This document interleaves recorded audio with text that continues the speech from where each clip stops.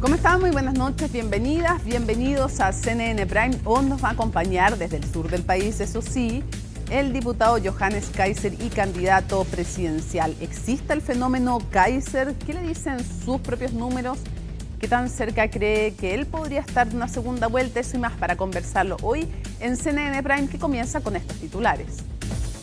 Multitudinario adiós al actor Héctor Noguera luego de ser velado durante 2 días en el campus oriente de la Universidad Católica. En su recorrido al cementerio Parque del Recuerdo fue homenajeado en el Teatro de la UCN, en el canal Mega y también en la Pérgola de las Flores. En Perú fue detenida una 5ª persona involucrada en el secuestro extorsivo del exalcalde Gonzalo Montoya. Se trata de una mujer venezolana de 22 años, quien según la Policía de Investigaciones habría sustraído $4.700 desde el domicilio del ex jefe comunal de Macul. El juez que investiga las causas de derechos humanos en La Serena, Sergio Troncoso, confirmó el hallazgo de algunos huesos de las manos y de un pie que corresponden al destacado músico Jorge Peña Gen. El artista y profesor universitario fue ejecutado por la Caravana de la Muerte, uno de los comandos de exterminio de la dictadura. Y en temas internacionales, el presidente de Estados Unidos terminó su gira por Asia con una reunión con el mandatario chino. A cambio de promesas de que China va a tomar medidas enérgicas contra el fentanilo, Estados Unidos va a reducir en un 10% los aranceles que aplica a los productos chinos. Asimismo, Trump aseguró que la nación asiática accedió a retrasar 1 año sus restricciones a la exportación de tierras raras. Todo esto y mucho más, aquí comienza CNN Prime.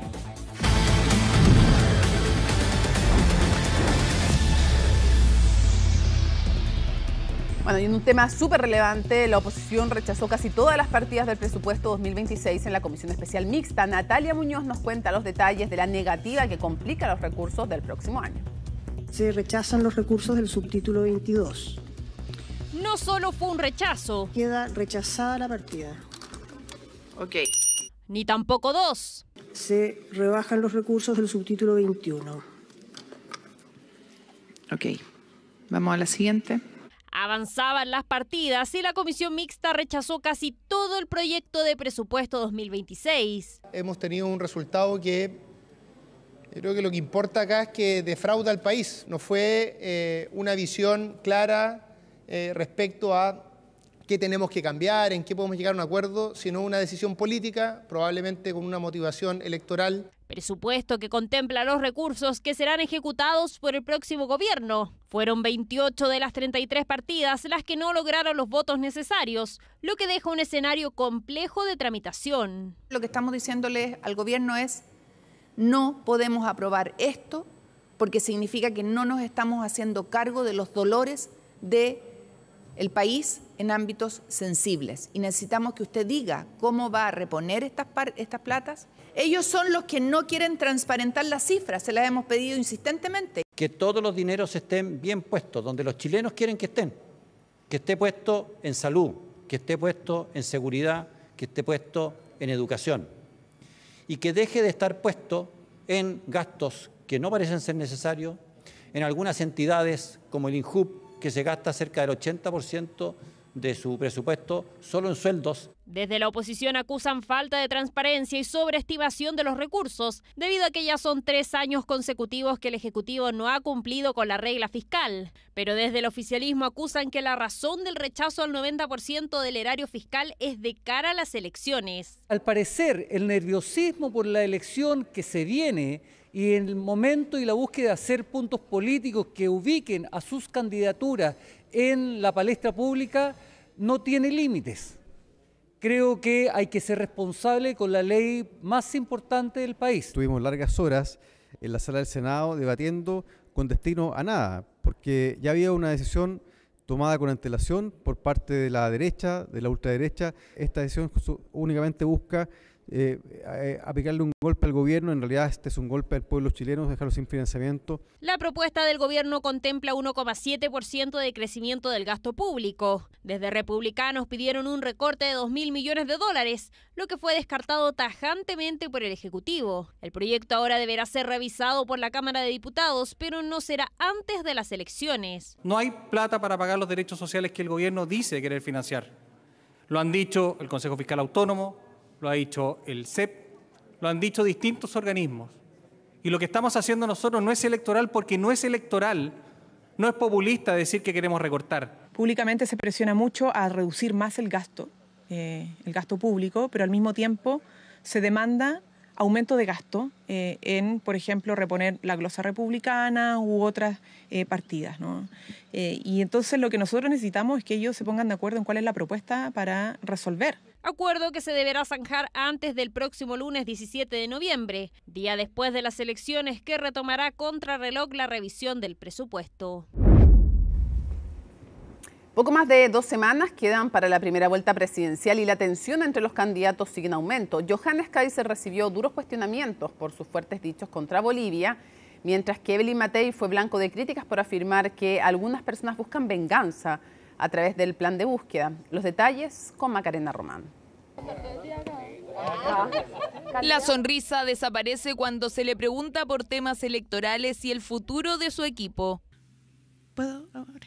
No hay ningún anuncio de esa naturaleza. Tampoco está presente cuando comenta los dichos de uno de sus contrincantes por Bolivia. Creo que amenazar a otro país destempladamente, como lo ha hecho Kaiser, va en el sentido contrario de lo que nosotros debiésemos hacer. Nadie quiso sumarse a los dichos del candidato Johannes Kaiser, quien aseguró que no va a haber paz en Bolivia si siguen rematando los autos robados en Chile. A mí me parece que no son las correctas, no me parece que sea ese el camino para mejorarlas. Yo creo que es todo lo contrario.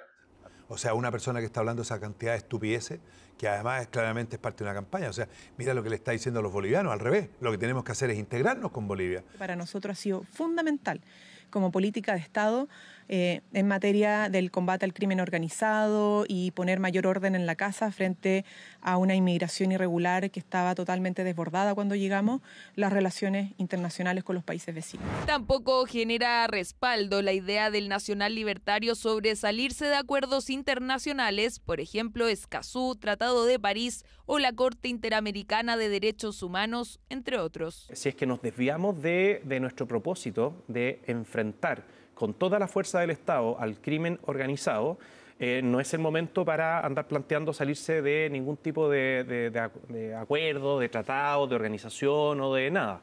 Pero las críticas no solo son hacia Kaiser, también hay algunas hacia la propuesta del candidato Kast, que plantea, dentro de otras cosas, que los migrantes irregulares se paguen sus pasajes para salir del país. Evelyn Matthey en Radio Cooperativa llegó a tildar la idea como completamente ridícula. Yo invitaría a cualquier chileno que venga a ver si esos inmigrantes ilegales efectivamente tienen el dinero o no para pagarse sus pasajes para salir del país.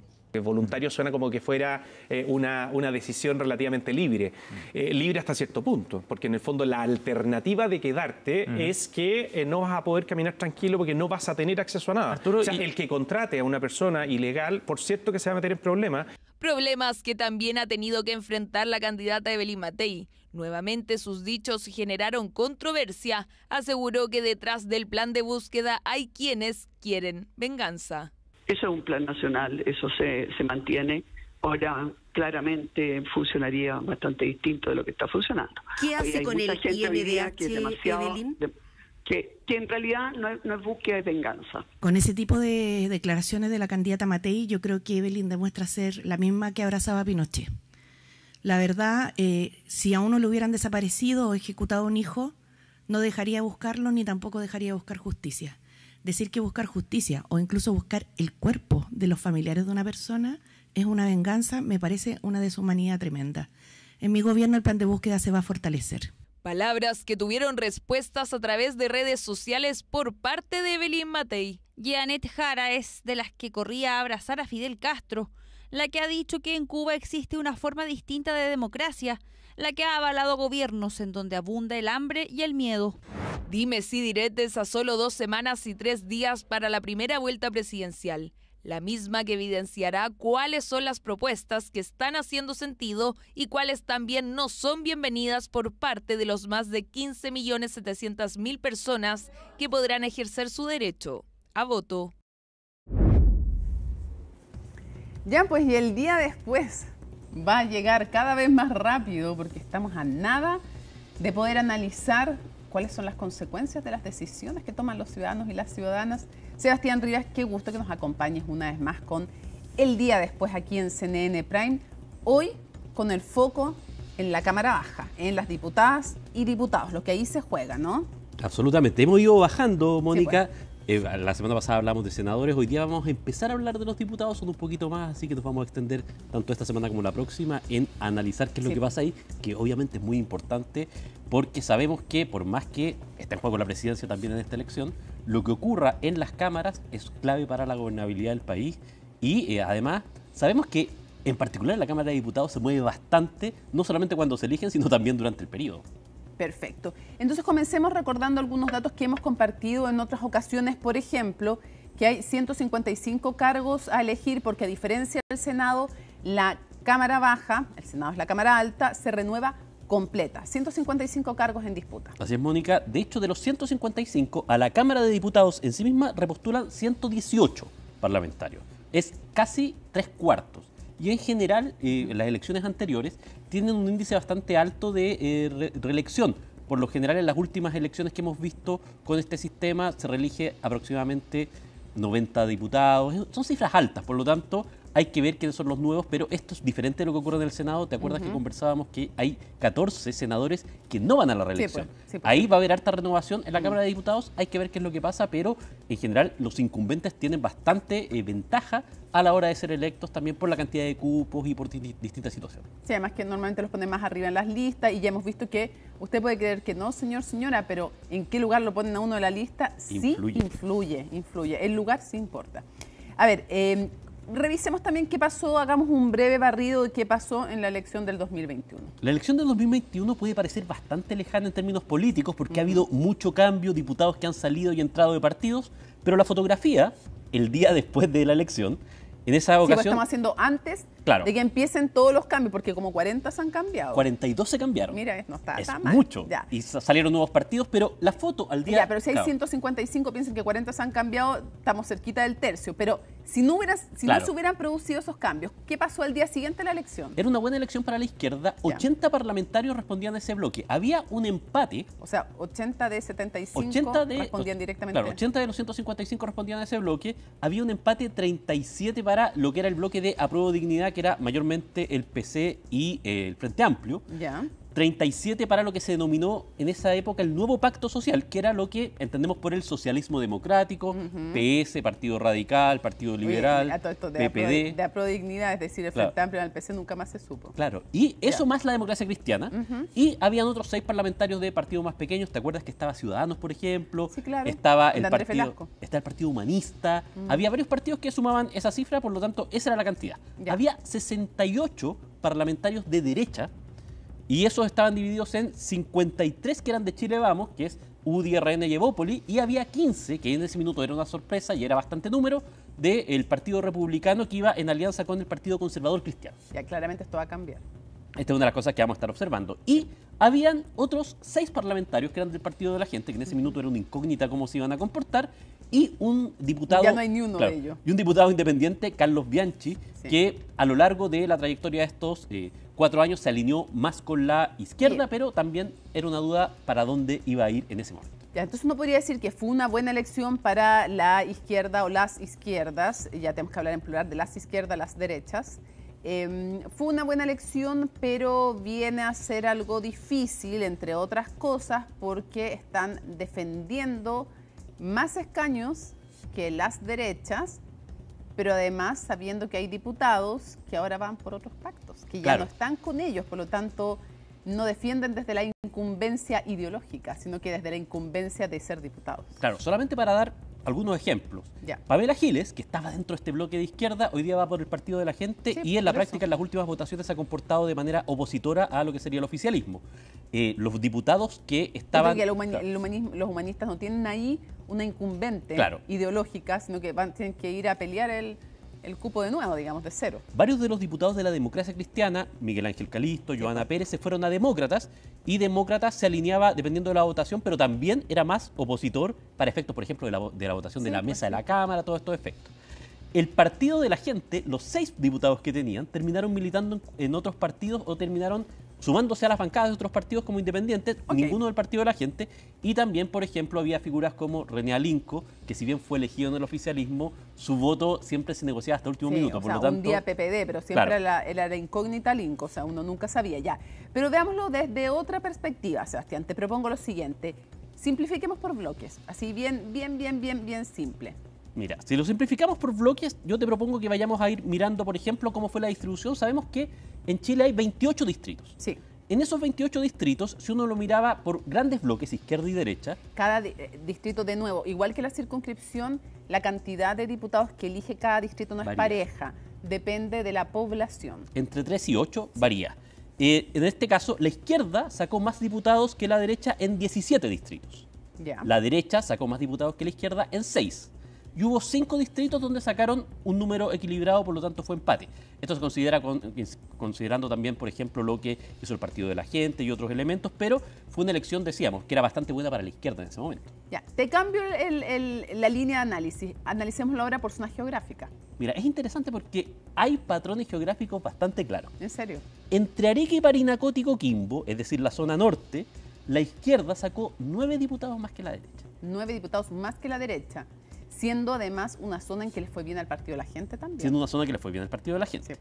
Valparaíso y la región metropolitana tienen comportamientos electorales en los últimos tiempos que son relativamente parecidos. Si miramos ese bloque...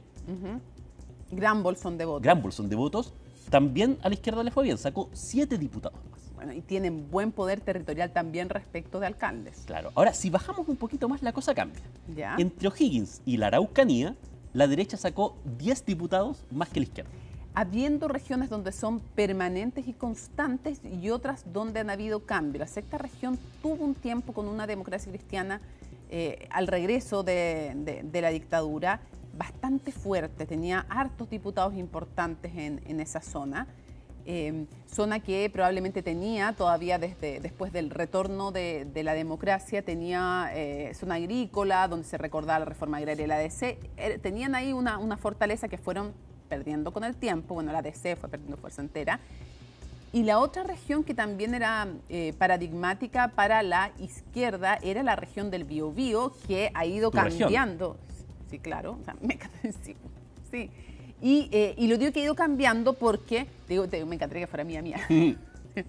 Ya, no, pero sí. Mi región donde yo nací, gran región, y lo que ha ido pasando es que ha ido cambiando de signo ideológico. Hoy día es más proclive para la derecha. Claro, entonces, y además hubo una división ahí, porque lo que era Biobío antes se dividió en Ñuble y Biobío. Sí, y ahí también hay nuevos cambios electorales, sabiendo que la Araucanía es otra cosa. Vamos a mirarlo un poco para adelante, pero para terminar el recorrido del país, entre Los Ríos y Magallanes hay un patrón distinto. La izquierda sacó 3 diputados más que la derecha, pero hay patrones geográficos que se van a... Magallanes, ¿quién era ahí, diputado? Ahí era el diputado Gabriel Boric, que saltó de la presidencia. Así es. Ya, ok. ¿Y qué pasa si miramos al interior de los bloques? ¿Hay diferencias o no hay diferencias? Hay diferencias. Yo creo que esta es, para los que son politiqueros, la pelea más entretenida. Sí. Porque, por ejemplo, en la elección de 2021, esta pelea de lo que se denominaba socialismo democrático más DC versus Frente Amplio más PC, terminó en empate, pero no se distribuía igual. Por ejemplo, en la región metropolitana, el Frente Amplio más el PC sacaron 17 diputados y el resto de lo que hoy consideraríamos oficialismo sacó 5. Ya. A la inversa, en el resto del país le fue mucho mejor a los partidos más clásicos, sacaron en total 32 parlamentarios y el Frente Amplio sacó 20. Entonces hay ciertas zonas donde evidentemente tienen mejor, sobre todo zonas urbanas, donde tenían mejor rendimiento esos bloques que venían emergiendo y que tenían también la candidatura de Gabriel Boric como un apoyo. Ya. Hay datos interesantes como los que tú nos contabas respecto de Chile Vamos, también respecto al Partido Republicano y sus socios, que han ido cambiando de socios, además. Han ido cambiando de socios. La oposición, la gracia de Chile Vamos, si es que uno lo mira como bloques en general, Chile Vamos fue la única coalición que sacó diputados en los 28 distritos. En todos sacó al menos uno. Ya, y eso le da un poder territorial continuo. Claro, porque en el fondo tienen en todos los lugares al menos uno. Claro. El Partido Republicano, que rompió con mucha fuerza y que tenía, en este caso, de socio al Partido Conservador Cristiano, hoy día Partido Social Cristiano, sacó en 14, en la mitad. Este va a ser un número con el cual vamos a comparar con qué es lo que pasa ahora. Porque recordemos que la coalición que tiene hoy día el Partido Republicano es con el Partido Social Cristiano, pero también con el Partido Nacional Libertario, y tienen 2 candidatos presidenciales que están apoyando esa lista. José Antonio Kast y Johannes Kaiser. Vamos Por a ver algo, qué pasa cuando ahí. uno conversa con algunos miembros del Partido Republicano, te dicen, ojo, que Kaiser sí, ellos creen que no los pueden de alguna manera amenazar realmente en la presidencial, que no le va a alcanzar el tiempo, pero además que todo lo que gane Kaiser chorrea para la lista parlamentaria completa. Eso es interesante verlo de nuevo. Va a ser una de las comparaciones que vamos a hacer la noche de la elección. Porque uno va a poder ver si cómo le hubiera ido mejor. Si juntos Chile Vamos más libertarios, socialcristianos y republicanos, o como van ahora en 2 listas. A ver, tantas postulaciones, dividamos al país. Vamos a dividir, dijimos, en 2 partes por lo menos el análisis de los diputados. Y vamos a comenzar entonces, la próxima semana nos vamos a ir a Santiago, pero vamos a empezar ahora por el norte. Quiero que comencemos por Atacama. Vamos a mirar, Mónica, distritos claves, distritos que vamos a estar mirando por diferentes características. El 4, y contemos por qué hay que poner la lupa en el 4, señor. Distrito 4, nos vamos al norte. En 2021, de los 5 diputados que había, la izquierda sacó 4. Se llevó 4-1. Claro, 3 diputados de ventaja, fue uno de sus mejores lugares y además fue la región, lo conversamos la semana pasada, donde Gabriel Boric tuvo su mejor resultado presidencial, 65 contra 35 de José Antonio Kast en la segunda vuelta. Ahí, ¿cómo se distribuían? Hay 2 diputados del Partido Socialista, 1 del PPD, 1 de la Federación Regionalista Verde y Social, ustedes podrán adivinar, Jaime Mulet, sí, pues. Y solo una de Renovación Nacional. Ya. 2 de esas diputadas no repostulan a la Cámara porque van al Senado. Del Partido Socialista, Daniela Chiccardini, y Sofía Cid, que yo acabo de decir, estaba por Renovación Nacional, pero en esta ocasión va como candidata a senadora por el Partido Republicano. Se cambió. Dicen que es fuerte en la zona. Vamos a ver qué pasa con eso. ¿Quiénes sí repostulan? Repostula Mulet, repostula Juan Santana, del Partido Socialista, que hasta el último minuto estuvo ahí en la pelea por el cupo senatorial con Chiccardini, y Cristian Tapia, que es independiente del PPD. El PC trata de recuperar un cupo que alguna vez tuvo. Tú te acordarás que este cupo era de Lautaro Carmona, que hoy es presidente del partido, y va alguien que ha estado en CNN Prime, Pablo Centeno, exdirector del trabajo. Que tuvo harta polémica, él defendió sus dictámenes, pero ha tenido harta polémica con la CPC, con la SOFOFA por los dictámenes desde la Dirección del Trabajo. Claro, y al frente hay competencia en las 2 listas de derecha. Por RN va Maximiliano Barrio Nuevo, que ha sido en las últimas 2 elecciones candidato a alcalde de Copiapó, no ha ganado, pero da un bolsón de votos importante, la ciudad que va juntando una más masa relevante. crítica importante, y sabemos que se necesitan menos votos para ser diputado que para ser alcalde. Claro, y también va Ignacio Urcullu, que compitió en la elección de gobernadores pasados por el Partido Republicano, repostula por ese partido, vamos a ver cómo les va. Para la izquierda... Ojo, no digo que sea un absoluto lo que acabo de mencionar, que se necesiten siempre menos votos para ser alcalde, porque depende, si se dividen mucho los candidatos a alcaldes puede que necesites menos, pero en general es la barrera para lograr ser diputado muchas veces es menor. Claro, pero Mónica, de lo que conversábamos, para la noche de la elección, para la izquierda es clave acá mantener al menos el 4-1. Pensando en que es un distrito que históricamente ha sido bueno. Si es que, por ejemplo, acá pasa un 3-2, vamos a saber que probablemente la tendencia va a ser más favorable a la derecha de lo que fue la elección pasada y vamos a entrar a mirar cómo le fue en el resto del país, pero Atacama vamos a estar poniendo la lupa por esto, porque es uno de los distritos donde le debiera ir muy bien, es un termómetro. Sí, un termómetro, y como está difícil la cosa, se le han cambiado tantos, ha perdido fuerza de diputados el actual oficialismo, claro que cada diputado cuenta. Ya, otro distrito que es súper relevante es el 7, que incluye Valparaíso, Viña del Mar, San Antonio. Se eligen 8 diputados. Acuérdense que dijimos desde entre 3 y 8 diputados, un mínimo de 3 se eligen en los distritos, un máximo de 8, este es de los 2 máximos. 8 diputados. Y el 2021 fue 5-3, 5 para la izquierda, 3 para las derechas. Eso es importante, Mónica. Vamos a estar mirando, por supuesto, el número, pero además yo te diría que este es uno de los distritos fuera de la región metropolitana donde hay más competencia intrabloques. Sí. Y eso va a ser un factor que vamos a estar mirando con lupa. En general, todos los pactos pusieron toda la carne en la parrilla. Todos los pactos y todos los partidos. Sí. Recordemos que acá hay peleas entre partidos que van en un mismo pacto, entre pactos de un mismo sector. Todos están... Te enfrentas al del frente, te enfrentas a tu compañero elita, a tu compañero de partido, o sea, ya. Y además hay demasiadas figuras que postulan. Sí, nombremos algunas. Por Republicanos va actual diputado Luis Fernando Sánchez. Sí. Por Chile Vamos. Por Renovación Nacional va el diputado Andrés Celis, emblemático de Viña del Mar. Sí, súper conocido. Por Evópoli va fiscaliza. Jorge Garcés. Te dirá Jorge Garcés, el peineta Garcés, el director técnico, sí, él y Marlene Olivari.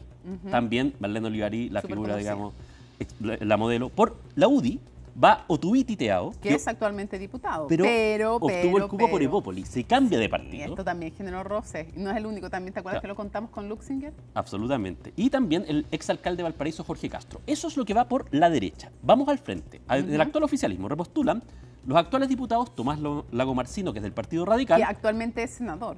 No, perdón, me estoy equivocando.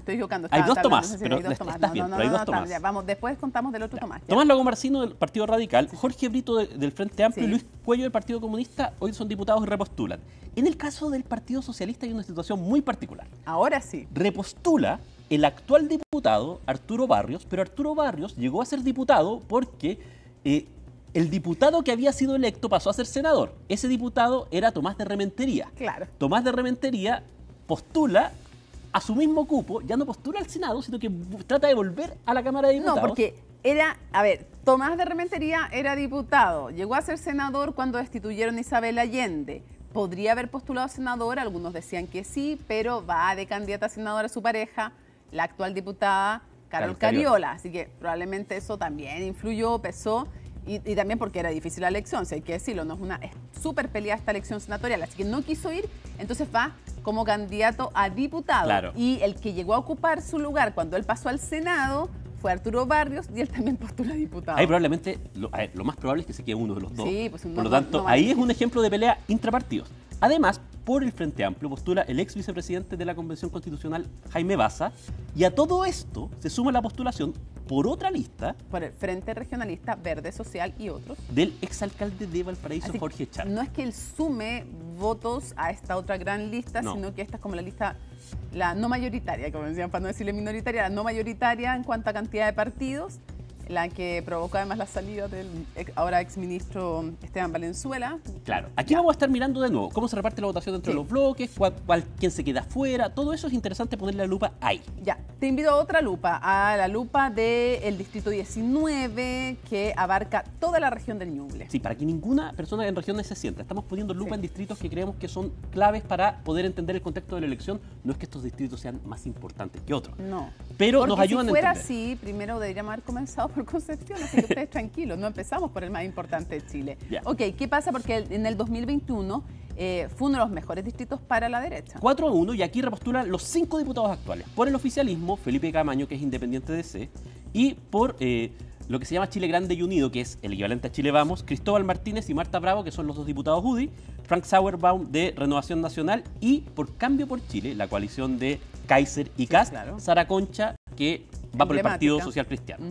Que es la presidenta del Partido Social. Sí, pues emblemática esa coalición. Pero también hay un par de figuras más. Por RN postula también el ex árbitro y también exalcalde de Coihueco, Carlos Chandía, y el ex diputado Jorge Sabac va por un cupo de demócratas, histórico de la democracia cristiana, la familia Sabac también emblemática de esa zona, ahí está.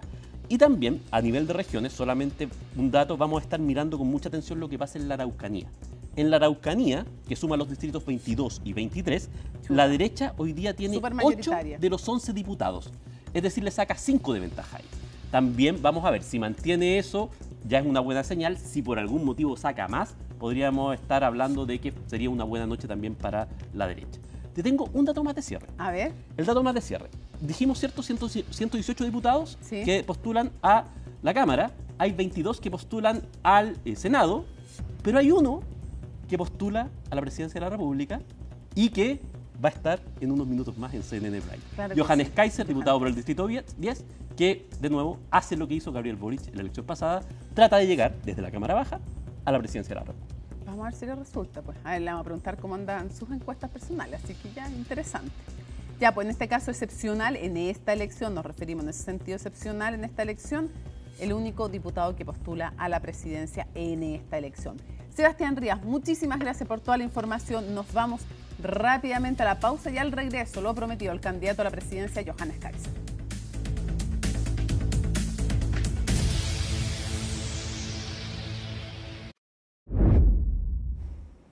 Nos conversaremos ahora con el diputado y candidato presidencial del Partido Nacional Libertario, Johannes Kaiser. Muchísimas gracias. Le contamos a la gente que no entiende muy bien dónde está. Está en el bus en que está recorriendo, ¿no es cierto?, el sur del país. Y se va moviendo, de hecho, ¿no?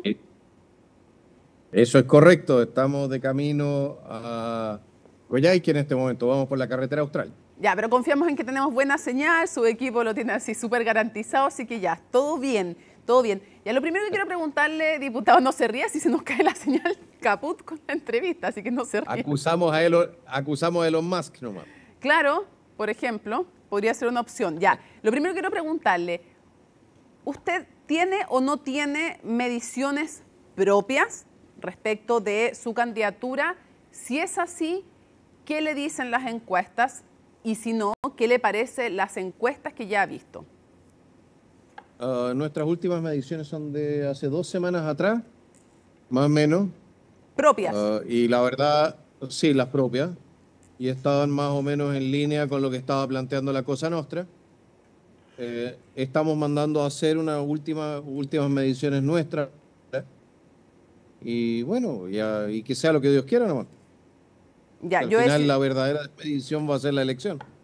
Evidentemente, esa es la encuesta definitiva, ¿no? Cuento aquí, le voy a decir al tiro del equipo, mejor no escucho nada del retorno al diputado, así que si me lo pueden subir se los agradezco, pues se escucha súper poco acá en el estudio. Dicho esto, estamos en vivo, así que usted tiene problemas, a veces podría tener con el internet, yo con el retorno, así que así es la vida.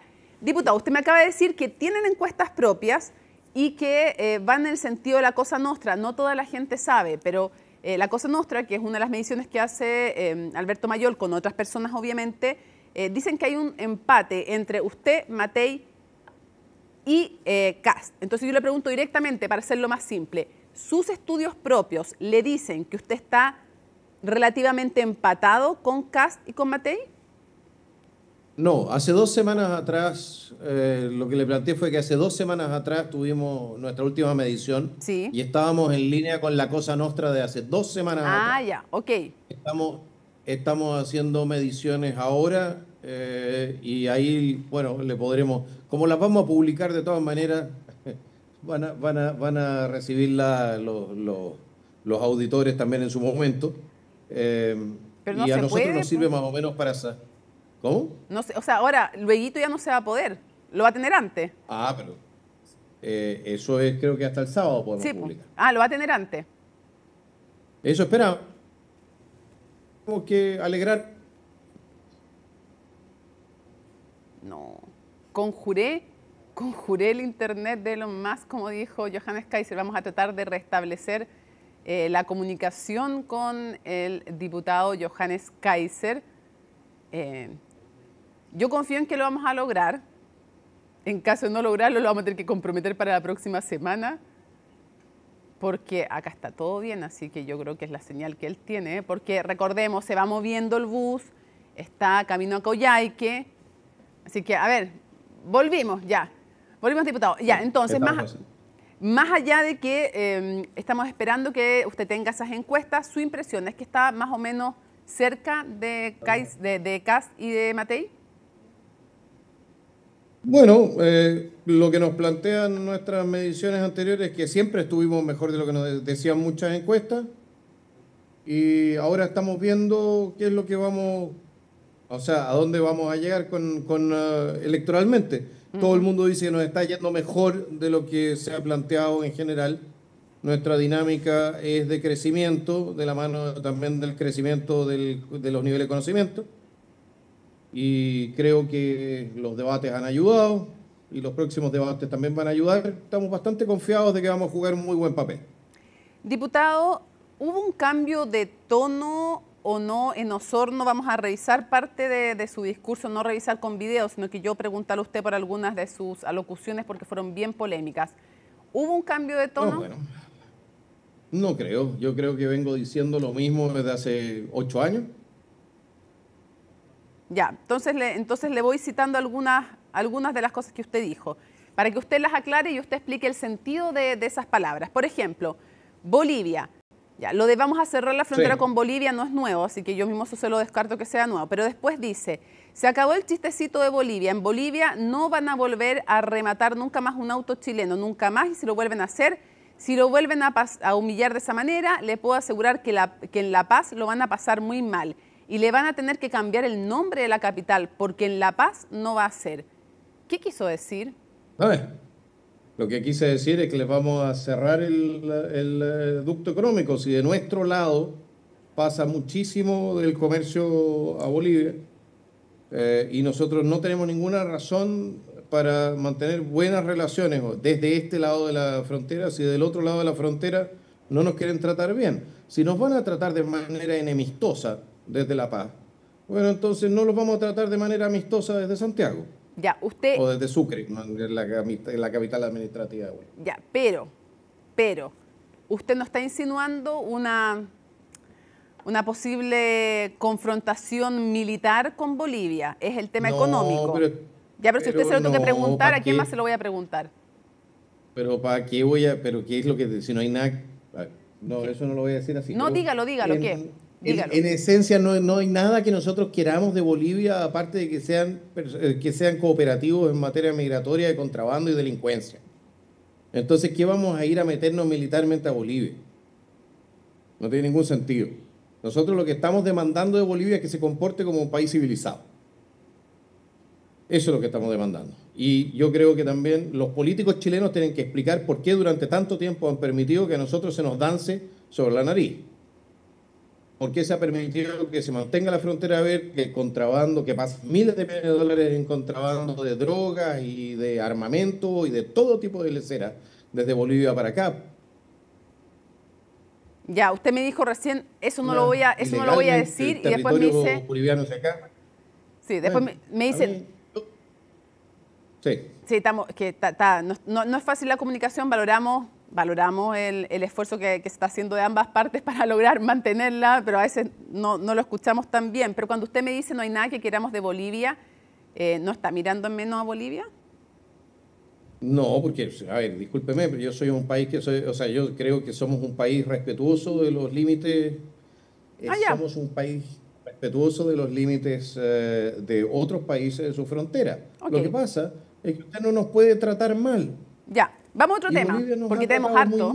Ya, tenemos harto. Respecto de Michelle Bachelet, usted dijo, lo estoy resumiendo, ¿cómo vamos a ser tan malos con el resto del planeta? ¿No les parece que sería mucho colocar a una persona tan ineficiente y tan nefasta como lo fue la señora Bachelet a cargo de una organización tan nefasta como es Naciones Unidas? Es como demasiado. Dedíquese mejor, señor Boric, a pagar las cuentas y etcétera, etcétera. Ok, más allá de su ironía, mi pregunta es súper concreta. Si usted es presidente, entonces, ¿no va a apoyar a Michelle Bachelet para la Secretaría General de la ONU? ¿No le va a dar ni un peso de financiamiento, por un lado, pero además, para que me aclare, pero además, ¿le va a quitar el apoyo o qué? Ni un peso. ¿Ya? Mire, este gobierno tiene a los consulados en Argentina sin pagar sus cuentas telefónicas. Ni un peso para su representante, que al final esto es un tema también de ¿cómo se dice?, de ego político, y lo tienen que pagar los chilenos. No. Para nosotros el tema Bachelet es un tema que está cerrado junto con lo que es también nuestra participación en muchas organizaciones multilaterales. Va a ir a eso, pero antes de eso, ¿es solo ni un peso o además le va a restar todo apoyo de personal de Cancillería chileno y va a decir, ojo, ya no es nuestra candidata como Estado chileno? Mire, yo personalmente no estoy dispuesto a respaldar la candidatura de Michelle Bachelet. Conmigo no se consultó la candidatura de Michelle Bachelet y yo no me siento comprometido por la política exterior del señor Gabriel Boric si no la consulta con nosotros. Así que no la voy a respaldar. Ya, queda súper claro. Sigamos avanzando entonces.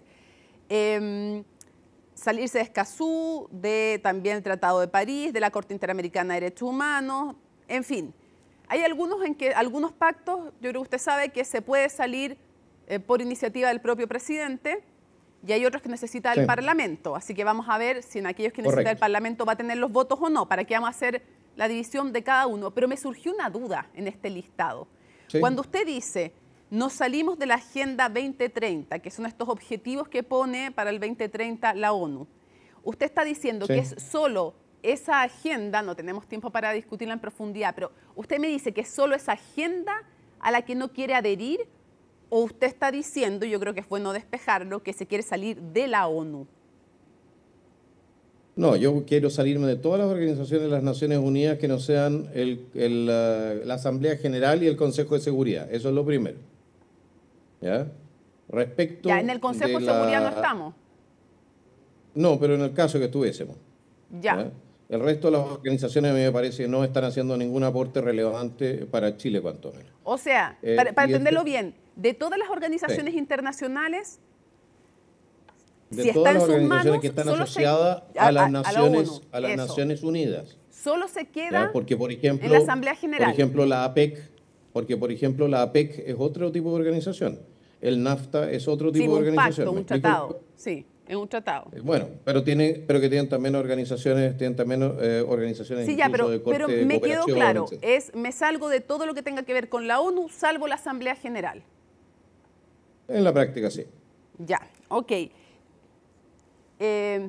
Sigamos avanzando, porque evidentemente yo sé, porque usted lo ha dicho, que de los BRICS ni hablar. Eso no. Pero un momento, ¿por qué A ver. no explicamos por qué? ¿Pero por qué no explicamos por qué nos tenemos que salir? ¿De qué? ¿De cuál Porque de todos los que ha resulta de que dicho? en Chile, no, por ejemplo, de las organizaciones de las Naciones Unidas. 1, porque nos cuestan un ojo de la cara. 2, porque no hacen ningún aporte. 3, porque en esencia han estado interviniendo en nuestra política interna sin respetar nuestra democracia. 4, porque han sido fundamentales en la inmigración ilegal hacia Chile. A ver, ¿me puede explicar? Tengo dos dudas con eso. Lo primero, ¿Ok? ¿por qué dice, desde su perspectiva, que estas organizaciones no han respetado nuestra democracia interna? ¿En qué sentido se lo pregunto?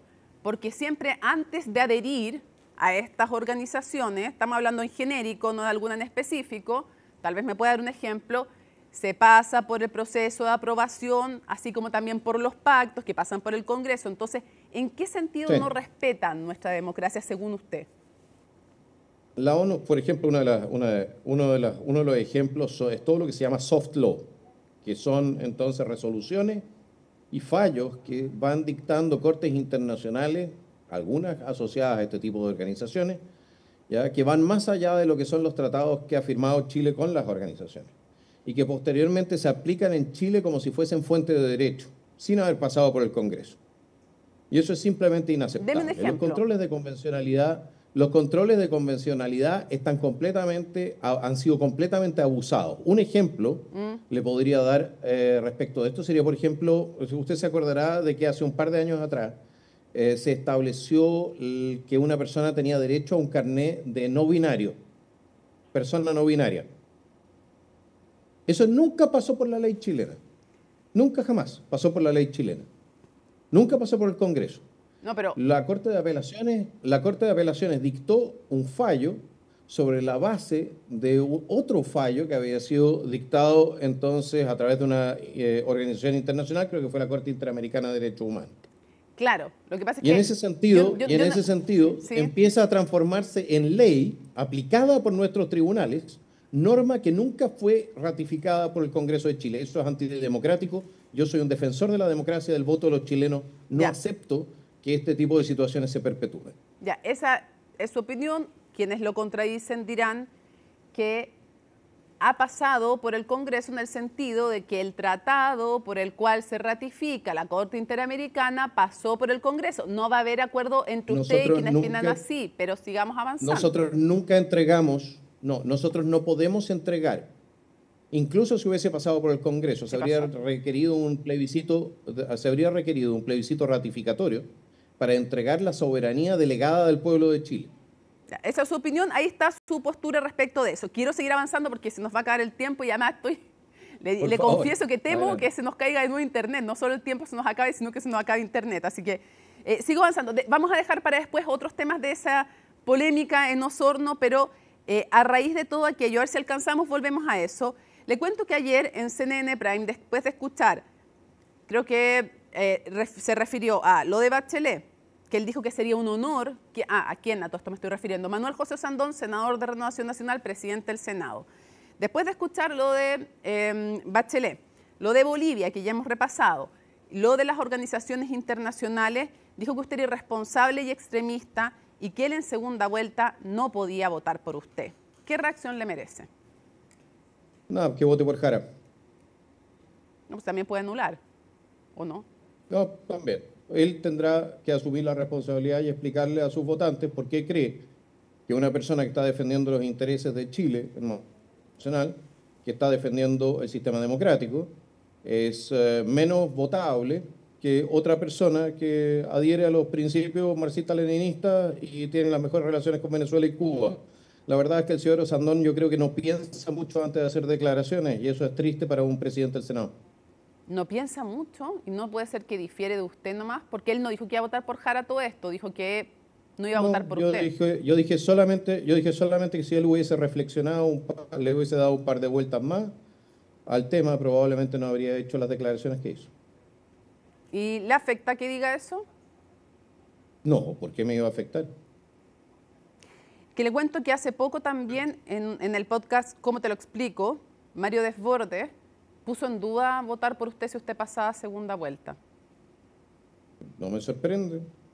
¿Por qué no me sorprende? Nosotros no somos, yo no soy un octubrista de derecha, así es que no me sorprende que él se ponga en una situación de votar de manera distinta. Solamente le recuerdo. Diputado, le pido un favor. Resulta que justo me dijo usted, solo le recuerdo, y se nos cortó. Y la señora, pero no, espere que lo interrumpa. Espérese un poquitito, lo tengo que interrumpir porque le cuento, usted no sabe, pero cuando usted estaba diciendo, solo le recuerdo, se nos cortó internet. ¿Ya? Entonces yo le digo hasta dónde lo escuchamos para que usted retome, ¿ya? Le cuento. Okay. Yo le dije, sí, solo le recuerdo lo que usted está diciendo, ya. Yo le conté que en el podcast, ¿Cómo te lo explico?, Mario Desbordes no dijo, no voy a votar por él o voy a votar por Jara, pero puso en duda que fuera a votar por usted si es que usted pasa a segunda vuelta. Por Kast dijo que sí votaba y que también trabajaba. Obviamente que por Matei, si es su candidata, eso tampoco es novedoso. Pero ahora sí, con el contexto hecho, vamos de nuevo con la pregunta. Mario Desbordes dice o pone en duda votar por usted. Y usted acaba de decir que no le sorprende de un octubrista de derecha. ¿Usted califica de octubrista de derecha? Él se autodefine. En un momento, yo tengo una larga memoria, él dijo en algún momento que él era un octubrista de derecha. Entonces, bueno, si me quiere agarrar para el palanqueo, le recuerdo a él que lo podemos agarrar también para el palanqueo de vuelta.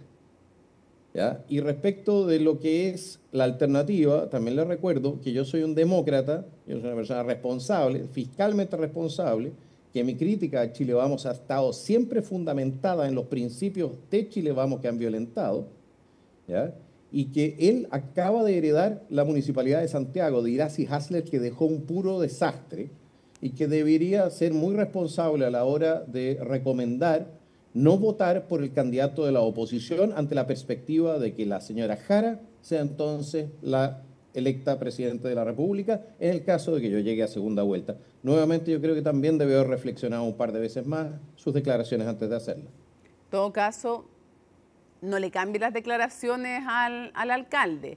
Usted dice que está recomendando no votar por usted. No ha dicho eso. Yo le conté que dijo que ponía en duda su voto por usted. O sea, que tiene claramente... Pero usted sabe que las implicancias son las mismas. Las implicancias son las mismas, pero yo creo que el tema está de todas maneras zanjado. No creo que él esté realmente pensando en esos términos. Y a estas alturas, ¿sí? Estamos a 2 semanas de la elección. Usted va a ver que en 2 semanas más, después de la elección, vamos a estar todos juntos como hermanos, miembros de una iglesia, peleando contra la candidatura del gobierno. Cuéntame un poquito, usted dijo que habían sido, cuando se dijo de parte del comando de Evelyn Matei y Diego Paulsen específicamente, gobierno de atorrante, usted dijo que habían sido suaves. Y usted se ríe, pero la verdad es que hay un tema ahí con las formas y con la convivencia democrática. Entonces usted dijo pulmones vírgenes, los llamó, pulmones vírgenes, en fin. Entonces yo le quiero preguntar, ¿qué le parecen a usted esos calificativos? Pulmones vírgenes. Sí, pero déjeme terminar la pregunta, pues antes que nos corte la comunicación. Y manos largas. A ver, se lo pregunto de nuevo. ¿Qué le parece ese calificativo de atorrante?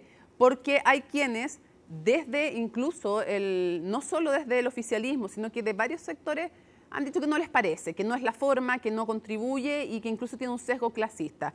Yo le pregunto a usted, ¿qué le parece ese dicho? Atorrante. A mí me parece que no es muy típico de Chile Vamos, tienen que estar muy enojados.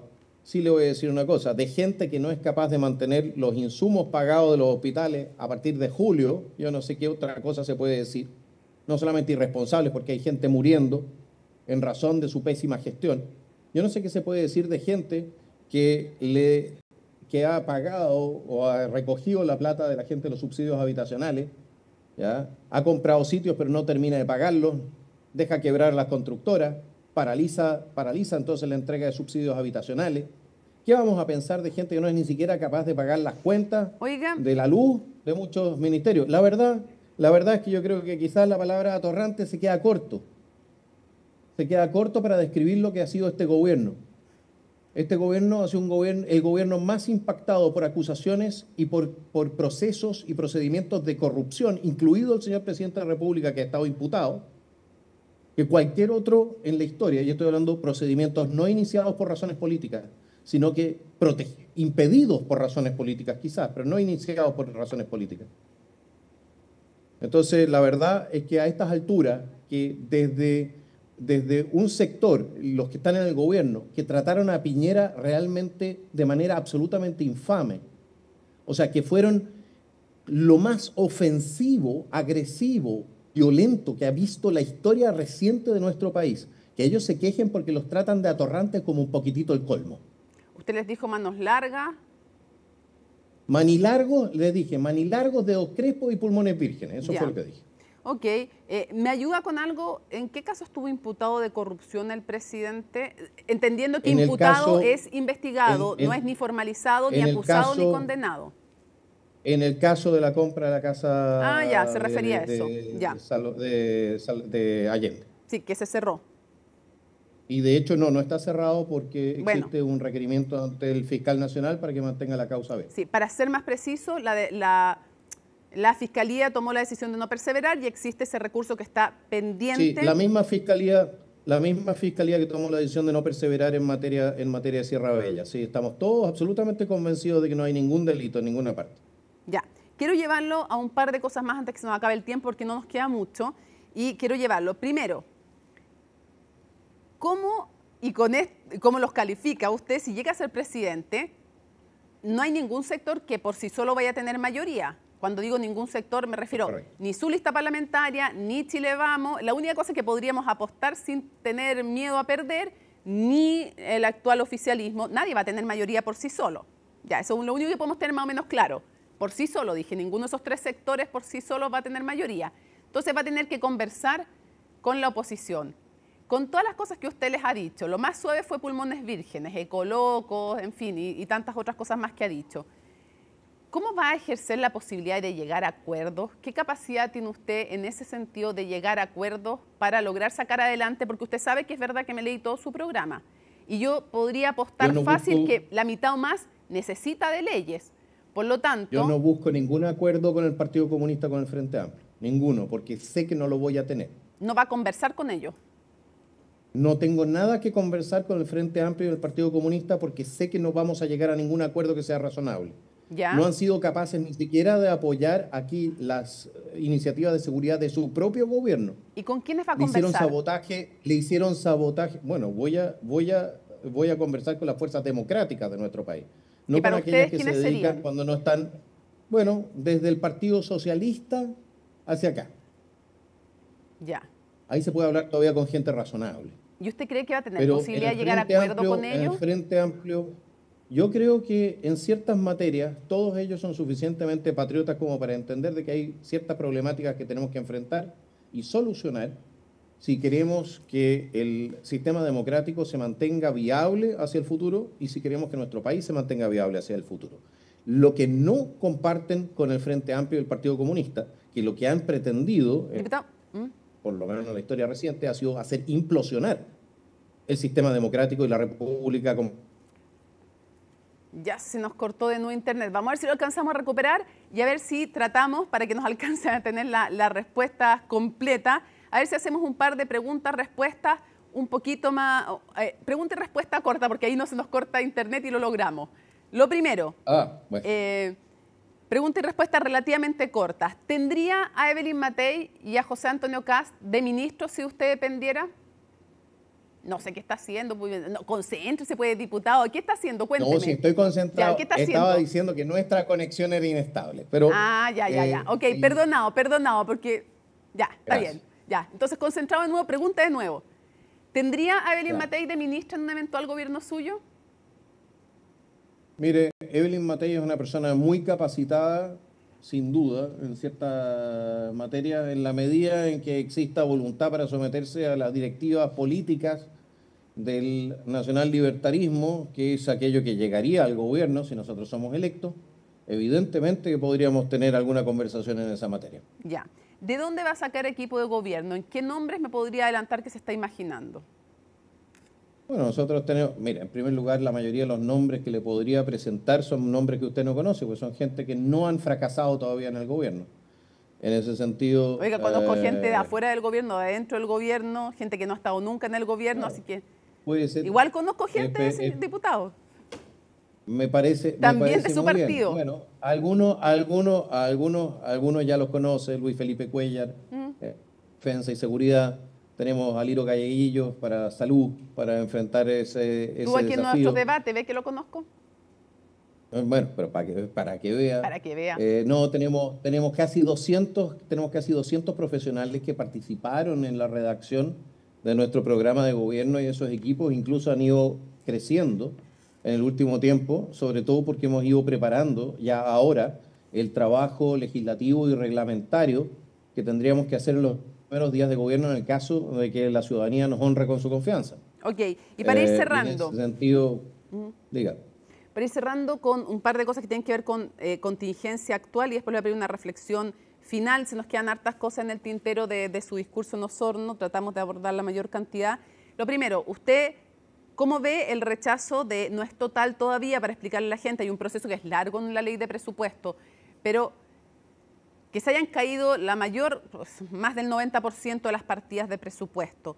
¿Cómo ve usted que va a estar aquello para explicarle a la gente de su casa? Si no se aprueba nada, finalmente todo se rechaza, rige la primera propuesta, digamos, para que la gente sepa que no es que el país se quede sin presupuesto tampoco. Pero, ¿qué le parece este rechazo del 90% del presupuesto? Y para usted, ¿qué líneas rojas, tal vez no le gusta el color rojo, pero qué líneas son intransables para usted en presupuesto? Me encantan las líneas rojas a mí. No, si el tema es que nosotros podemos aprobar una ley de presupuesto, pero no vaya a ser que estemos moviendo millones donde ya no los hay. El gran problema que tenemos en este momento es determinar cuánto efectivamente va a estar a disposición del fisco. Si nosotros ahora en octubre ya no tenemos plata en el Estado, entonces no sabemos hasta qué punto el bicicleteo de este gobierno nos deja con una ley de presupuesto desfinanciada. Yo personalmente creo que denuncié los últimos 2 años que las cifras del señor Marcel no correspondían y no calzaban, de la mano de lo que era el análisis de analistas externos. Creo que este año tampoco van a calzar, y no hay que olvidar de que es el presupuesto del próximo gobierno. Así es que yo creo que vamos a terminar aprobando un presupuesto que vamos a tener que reformar a más tardar en marzo o en abril, apenas sepamos cómo estamos realmente de dinero. Diputado Johannes Kaiser, se me quedaron muchísimas dudas en el tintero, pero sé que vamos a tener otra ocasión para volver a conversar, como ya la hemos tenido aquí también presencialmente. Así que muchas gracias. Mire, siempre encantado. Aquí estamos desde la ruta 4K y siempre nos podemos volver a conectar. Espero que esta vez no, es que estamos tan en la nada a mí. Ve que dijo en la nada misma y conjuró de nuevo internet que se nos fue. Pero le agradecemos muchísimo al diputado Johannes Kaiser, cerquita de Coyhaique, entonces entiendo que nos pilla esta última interrupción de la conexión. Muchas gracias por habernos acompañado, diputado. Muchas gracias, hasta luego. Que esté muy bien, buenas noches. Bueno, la justicia confirmó la identidad de 10 víctimas ejecutadas en el caso Caravana de la Muerte durante la dictadura militar. Entre los resultados destaca el hallazgo de nuevas osamentas que corresponderían a Jorge Peñajén, músico y compositor que fue fusilado en la región de Coquimbo. Los detalles en el informe de Miguel Ángel Araya.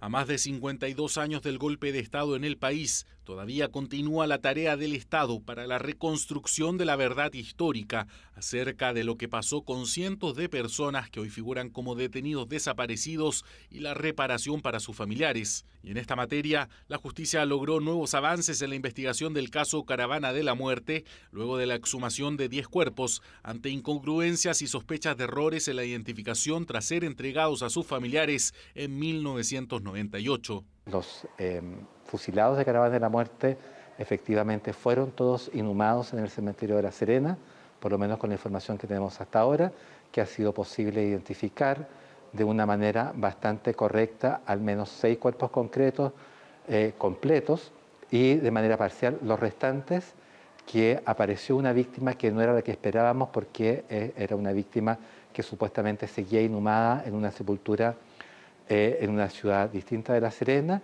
Las diligencias se realizaron en el marco del Plan Nacional de Búsqueda, permitiendo dar certeza a los familiares de los ejecutados sobre el paradero final de los cuerpos de sus seres queridos, avances que fueron valorados por el Ejecutivo como también por organizaciones vinculadas a la defensa de derechos humanos. Los resultados que hoy día dio a conocer el ministro Troncoso son un avance muy significativo, le entregan certeza a las familias, en este caso vinculadas al caso de Caravana de la Muerte, respecto a la identificación y el destino final de sus familiares. Esto ha permitido que, gracias al Plan Nacional de Búsqueda y al fortalecimiento de las herramientas institucionales que contamos para la búsqueda de verdad en este tipo de situaciones, los familiares hayan podido ser parte integral del proceso. Esto demuestra no solo la diligencia con la que actuó el ministro Troncoso, sino que la validez del plan de búsqueda y la necesidad de que este plan permanezca, porque más allá de cualquier contingencia y cualquier opinión, un plan de búsqueda debe permanecer para encontrar la verdad y la justicia. No tiene otro propósito más que la verdad y la justicia. Recordemos que se estima que cerca de 75 personas fueron asesinadas en diversas ciudades del país, desde La Serena hasta Puerto Montt, en la llamada Caravana de la Muerte, acciones dirigidas por el general Sergio Arellano Stark y que habrían sido parte de una orden directa del dictador Augusto Pinochet. Entre las osamentas que fueron analizadas destaca el hallazgo de extremidades óseas de Jorge Peñajén, músico ejecutado por agentes pertenecientes a la caravana, cuyo cuerpo incompleto fue entregado en la década del 90 a su familia. Se lograron encontrar osamentas adicionales de Jorge Peñajén, distintas de las que en su oportunidad habían sido entregadas a su familia. Ahora se encontraron otros restos distintos que corresponden a algunos huesos de sus manos y de un pie, que va a haber que conversar ahora con la familia el destino de estas nuevas osamentas. En los próximos pasos que tomará el ministro en visita Sergio Troncoso Espinosa, se realizará la exhumación de un cuerpo en la ciudad de Salamanca para volver a ser analizado e identificado, ya que la identidad que se le había asignado corresponde a una de las 10 víctimas que fueron recientemente identificadas. Extraditada desde Perú, llegó a Chile la quinta persona involucrada en el secuestro extorsivo del exalcalde de Macul, Gonzalo Montoya. Se trata de Daibelis Puerta, mujer de nacionalidad venezolana de 22 años, quien al ser identificada como una de las presuntas autoras del hecho, huyó del país. Sin embargo, en un trabajo colaborativo de cooperación internacional se logró su captura en el barrio de Lince, en la capital peruana. La imputada habría participado en 4 secuestros más y formaría parte de una banda criminal vinculada al Tren de Aragua. Conforme a la investigación llevada en nuestro país, la situamos como autor y también imputada, por lo mismo se levanta la notificación roja en esta causa, como partícipe directo en el secuestro extorsivo donde afectó al exalcalde Gonzalo Montoya.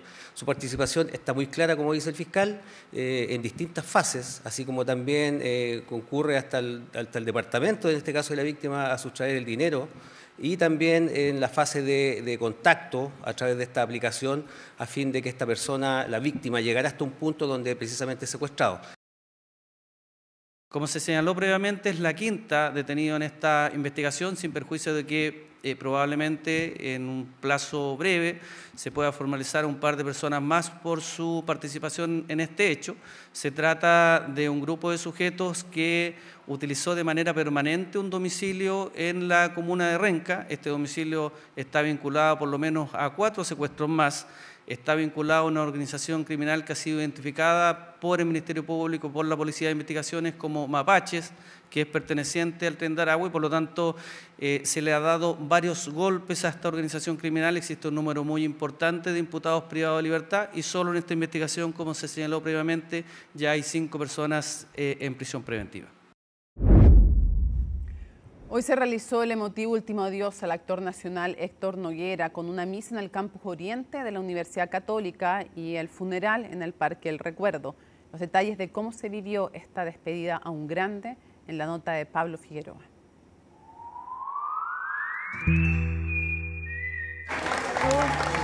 ¡Don Héctor!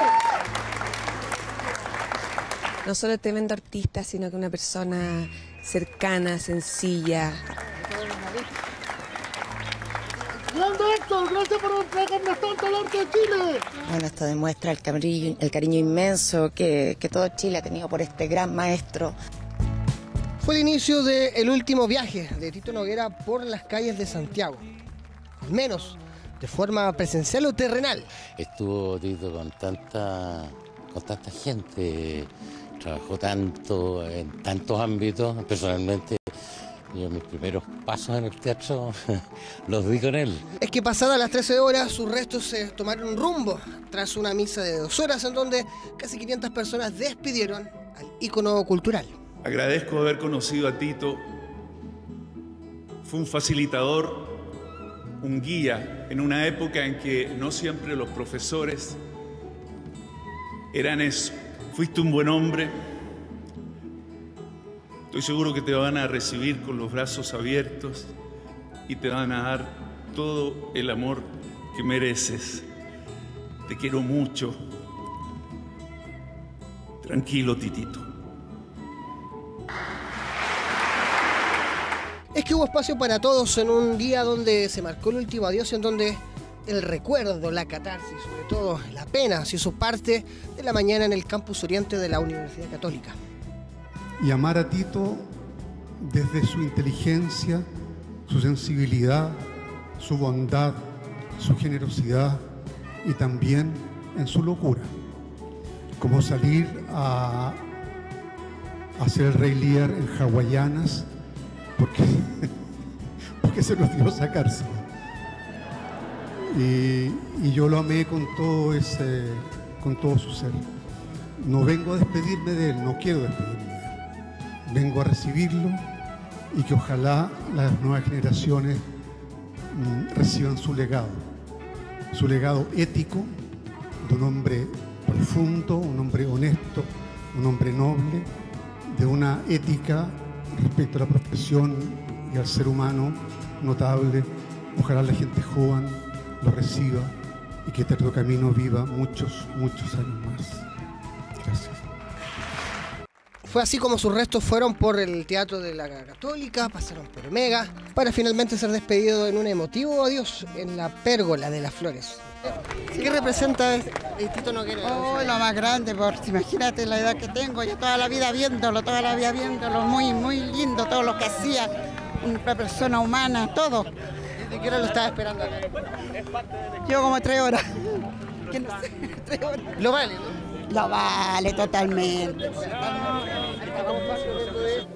Hay cosas más importantes, mucho más importantes, que el dinero o que el éxito.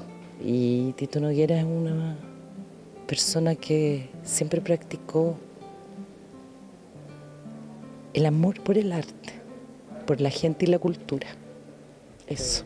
Y eso sí, como las postales se repiten en estas cerca de 60 horas de catarsis, de meditación, reflexión, en donde un hombre que dedicó su vida al arte y sobre todo a contar historias y a escuchar, finalmente fue despedido de la única forma que podía ser, con emociones que se ven, se sienten y se entienden, no se explican.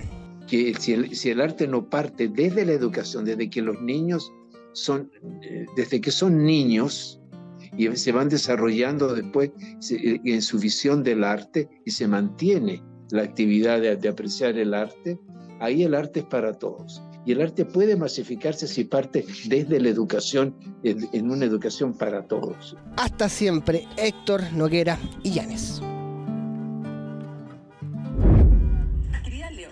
El martes se realizó uno de los operativos policiales más grandes en la historia de Brasil. Hablamos del Comando Vermelho, un ataque directo contra Comando Vermelho, una facción criminal con poco más de medio siglo de historia y de operaciones en las favelas de Río de Janeiro.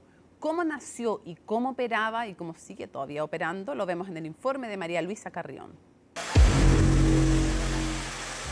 Fazem parte dessa grande operação 2.500 policiais civis, militares.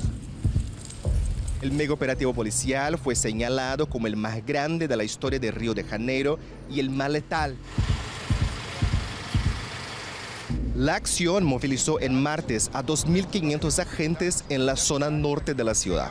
El objetivo era hacer frente a una de las facciones criminales más grandes de Brasil, una que nació en la década del 70 dentro de una prisión y que se estima hoy tiene unos 40.000 miembros. El sistema carcelario de Brasil permitió la proliferación de estos grupos que en un inicio se crean para defenderse de los abusos policiales, para defenderse de otras bandas que también operan en las cárceles. Y el Comando Vermelho, además, en los años 70, tuvo la particularidad de que en esas cárceles se encontraban también presos políticos. Con más de 50 años de historia, el comando nació como la Falange Roja, con William da Silva Lima, a quien llamaban el profesor, como líder.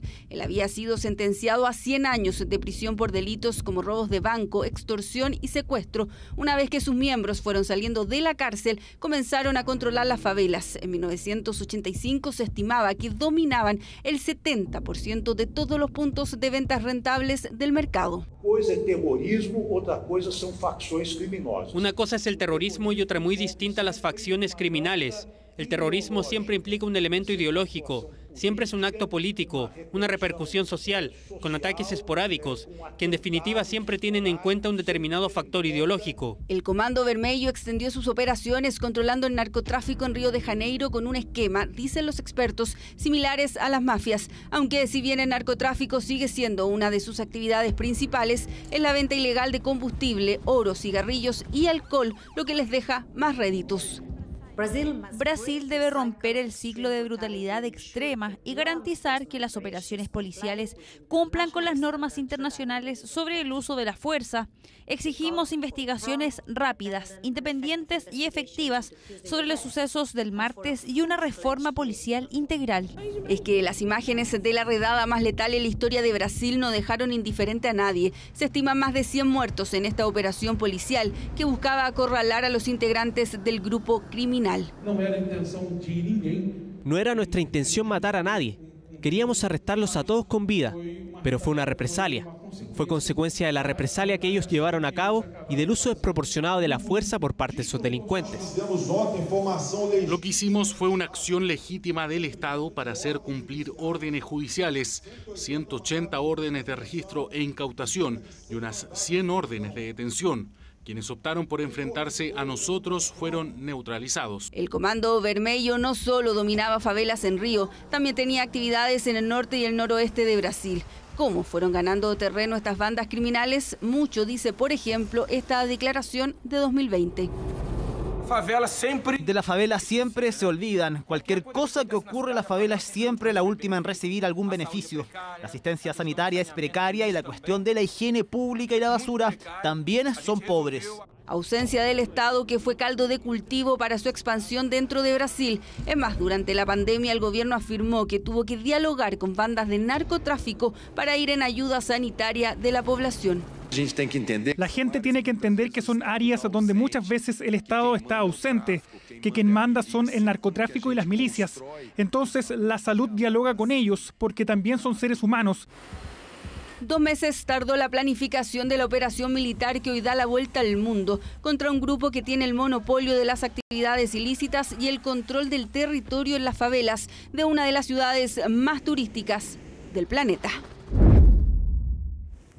Hoy el argentino Diego Armando Maradona cumpliría 65 años. Su legado en la historia del fútbol sigue presente en el mundo y también en nuestro país.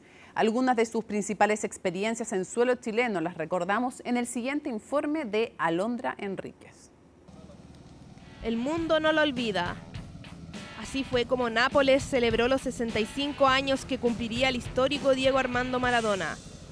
Con una estatua del jugador, la ciudad en la que el 10 dejó una huella imborrable aún lo mantienen presente. Diego no está muerto, su cuerpo murió, pero su alma sigue viva dentro de nosotros los napolitanos, dentro de todas las personas que lo aman. Llevo años celebrando el cumpleaños de Diego. Diego siempre está presente, Diego pertenece al pueblo. Pero Nápoles no fue el único lugar en el que Maradona entregó alegrías. También lo hizo en nuestro país. Este amistoso en 1980 entre Argentinos Juniors y Colo-Colo es el primero que se tiene registro en canchas chilenas. Pero el 10 ya había aterrizado en nuestro país mucho antes. La primera visita se produjo el año 74, cuando Maradona recién era un chico que tenía 13 años. ¿ya? Y eso es un poquito lo que este libro quiere poner en valor, esa historia, esa cultura con que Chile se encontró en Maradona, y eso es lo interesante. A diferencia de otros países, Chile es uno de los pocos países que conoció a Diego Maradona en todas sus facetas, niño, adolescente y adulto. Historias como estas se reflejan en el nuevo libro Historias ocultas de Diego en Chile, donde se aborda el lado más íntimo del argentino en nuestro país. Uno de ellos, el compromiso de Maradona con sus colegas chilenos. Estoy con los futbolistas chilenos a muerte porque creo que defienden una causa justa, más que justa. Esa declaración corresponde a 1997, año en el que Maradona vino a Chile a apoyar personalmente el paro de futbolistas profesionales. Años más tarde, en el 2006, el Pelusa se puso la camiseta de Universidad Católica en un curioso amistoso contra la selección chilena en apoyo del CIFUP. Jugadores con esa envergadura y con ese prestigio y con esa espalda que siempre desarrollen esta beta sindical para uno que es dirigente sindical, para los más jóvenes, que significa un apoyo gigante. Pero no solo el deporte era una de sus atracciones de nuestro país. Además, Maradona tenía cercanía con la música y la cultura chilena. Diego Armando Maradona llegó a ver 3 veces una película, Missing, que abordaba la dictadura militar, y la vio 3 veces junto a su preparador físico personal, Fernando Signorini. Entonces, ahí donde se empezó a involucrar más con Chile, pero también era fanático de la música, de tal manera que las baladas también eran lo suyo.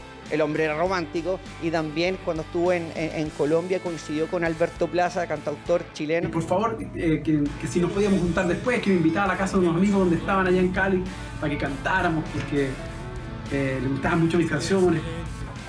¡Claro! ¡Allá vamos! Entonces después del concierto nos fuimos con los músicos de toda la gente a una casa donde está, y resulta que era fanático mío. Volviendo al deporte, Diego Maradona se enfrentó en varias ocasiones a la selección chilena con Argentina. En sus últimos años le anotó un golazo a la U en el Nacional, se midió con Colo-Colo en el Monumental y jugó un amistoso con la UC el 97. Jugaba en la Universidad Católica y efectivamente jugamos en el Estadio La Bombonera, en lo que había sido un reciente retorno de él también a Boca, así que, pero en un contexto, como digo, de partido amistoso. Creo que en la representación deportiva él ha sido un personaje muy apreciado y muy valorado. Este 25 de noviembre se cumplen 5 años de la muerte de Diego Armando Maradona, un fallecimiento que aún deja más dudas que certezas. Más con un juicio que fue anulado porque una de las juezas grababa paralelamente un documental del proceso.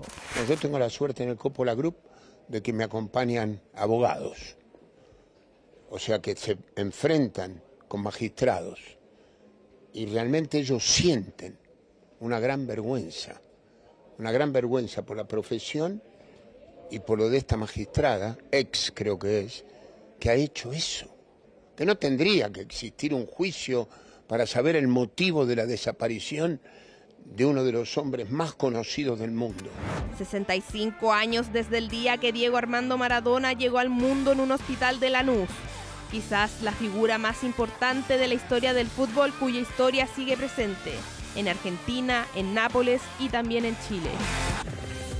Hola, ¿cómo están? Partimos Conexión Global en CNN Prime con la revisión de las noticias internacionales, y vamos a partir de inmediato en Corea del Sur, porque se realizó la esperada reunión entre Donald Trump y el presidente chino Xi Jinping. Se encontraron durante casi 2 horas en Corea del Sur, entonces esta reunión, que era bastante anticipada, hace 6 años que no se encontraban cara a cara, y acercaron entonces posiciones en esta disputa comercial después de los enormes aranceles con los que amenazó Donald Trump a China. Finalmente llegaron al acuerdo de que China va a seguir insistiendo en contra del aumento del fentanilo y el ingreso de estas drogas a Estados Unidos, mientras que por su parte Donald Trump entonces rebajó sus tarifas en un 10% entonces a China. Sin embargo, el punto más importante tiene que ver más bien con las tierras raras, la exportación de estos minerales raros, entonces, que China había impuesto restricciones a esta exportación. Se compromete entonces ahora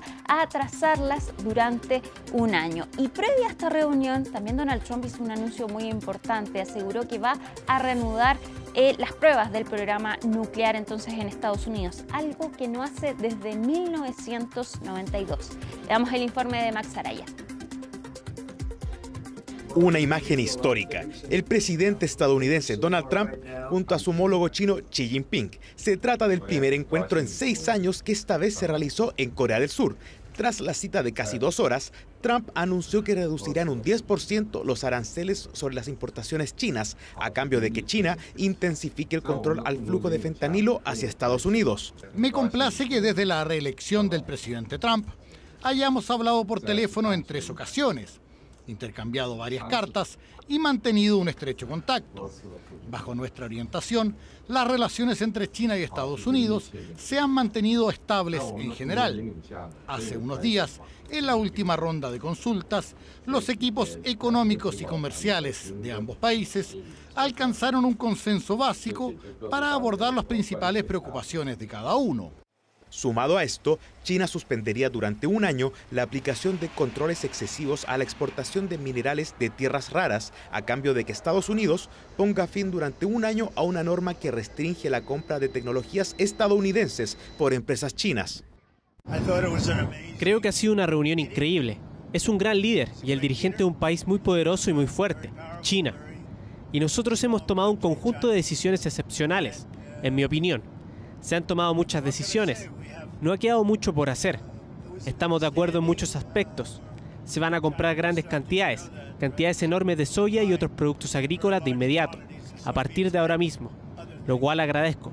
Ha sido un gesto muy bonito. El líder republicano también mencionó un acuerdo para que China retome la compra de soya de Estados Unidos, que había sido suspendida en mayo pasado por la guerra arancelaria. Los 2 líderes alcanzaron un supuesto acuerdo comercial que todavía no se firma, y para finalizar, Trump señaló que volverá a reunirse con Xi en abril del próximo año en China. Los líderes de ambos países acordaron mantener una comunicación regular. El presidente Trump espera visitar a China a principios del próximo año y ha invitado al presidente Xi Jinping a visitar Estados Unidos. Ambas delegaciones deben perfeccionar y finalizar el trabajo de seguimiento lo antes posible, mantener y aplicar los consensos alcanzados. Poco antes de reunirse con Xi Jinping, el presidente Donald Trump lanzó una noticia de orden mundial. El mandatario ordenó reanudar las pruebas de armas nucleares para, según dijo, mantenerse a la par de otros países. Durante el fin de semana, Rusia anunció que había realizado pruebas exitosas de 2 nuevas armas con la capacidad de llevar ojivas nucleares. Ayer realizamos otra prueba de otro sistema prometedor. Se trata del vehículo submarino no tripulado Poseidón, también con un sistema de propulsión nuclear. Por primera vez, no solo logramos lanzarlo desde un submarino utilizando su motor auxiliar, sino que también conseguimos encender el sistema de propulsión nuclear que el vehículo utilizó durante un cierto tiempo. Se trata de un éxito tremendo. Las pruebas rusas no involucraron la detonación de armas nucleares. Estas incluyeron un misil que el Kremlin aseguró que podía penetrar los sistemas defensivos de Estados Unidos y un dron submarino llamado Poseidón, capaz de golpear la costa occidental estadounidense y generar un oleaje oceánico radiactivo. Tenía que ver con los otros. Parece que todos están haciendo ensayos nucleares. Tenemos más armas nucleares que nadie. Nosotros no realizamos pruebas, las suspendimos hace muchos años. Pero dado que otros sí las realizan, creo que es apropiado que nosotros también lo hagamos. Se anunciará. Ya sabes, tenemos sitios de prueba. Se anunciará. El anuncio marca un cambio de dirección de las políticas norteamericanas, ya que la última prueba de armas nucleares estadounidenses ocurrió en 1992. Trump no incluyó detalles de cómo sucederían estas pruebas, pero dijo que empezarían inmediatamente. Seguimos ahora en Brasil porque el gobierno insistió en sus críticas a este mega operativo policial ordenado por el gobernador de Río de Janeiro, que deja hasta ahora 121 personas muertas. 2 ministras del gobierno de Luis Ignacio Lula da Silva llegaron entonces a las favelas donde están las familias afectadas tras la muerte de más de 100 personas, y fue la ministra de Derechos Humanos quien dijo que este operativo fue un fracaso, y también prometieron una investigación independiente. mientras familias siguen esperando afuera de la morgue entonces para tener información respecto de las víctimas. En paralelo, Paraguay, al igual que Argentina, anunció que está reforzando entonces sus cruces fronterizos ante el temor de que integrantes del Comando Vermelho huyan a estos países. Escuchemos lo que dijeron las autoridades paraguayas. Esto es no solamente inteligencia, ni no solamente presencia, sino también va a aumentar en números. Va a haber un refuerzo de medios.